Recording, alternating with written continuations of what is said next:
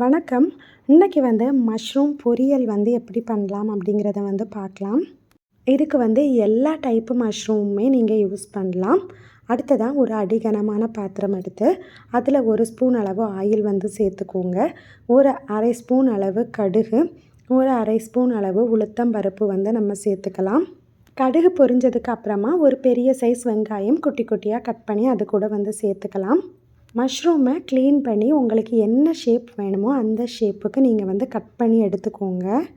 Onion நல்லா golden ப்ரௌனாக வதங்கினதுக்கு அப்புறமா நீங்கள் கட் பண்ணி வச்சுருக்கிற மஷ்ரூமை ஆனியன் கூட சேர்த்துக்கலாம். இந்த மஷ்ரூம் கூட ஒரு 1/4 டீஸ்பூன் அளவு பெரிய ஜீரகம் சேர்த்துக்கோங்க.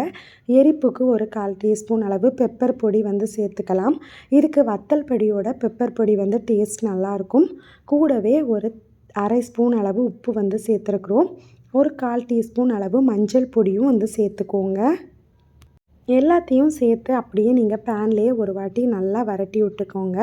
அதுக்கப்புறமா உங்களுக்கு மஷ்ரூம் வேகிறதுக்கு தேவையான அளவு தண்ணீர் நீங்கள் சேர்த்துக்கலாம். தண்ணீர் கூட சேர்ந்து மஷ்ரூம் வேகிறதுக்காக ஒரு 2லேருந்து 3 நிமிஷம் நீங்கள் தவாவை க்ளோஸ் பண்ணி வச்சுக்கோங்க. இந்த மாதிரி தண்ணீர் வற்றி நல்லா ட்ரையாக வரும்போது நீங்கள் கேஸை ஆஃப் பண்ணிக்கலாம். உங்களுக்கு பிடிக்கும் அப்படின்னா நீங்கள் ஒரு கையளவு கொத்தமல்லி கட் பண்ணி சேர்த்துக்கோங்க. நான் இன்றைக்கி கொத்தமல்லி சேர்த்துருக்குறேன்.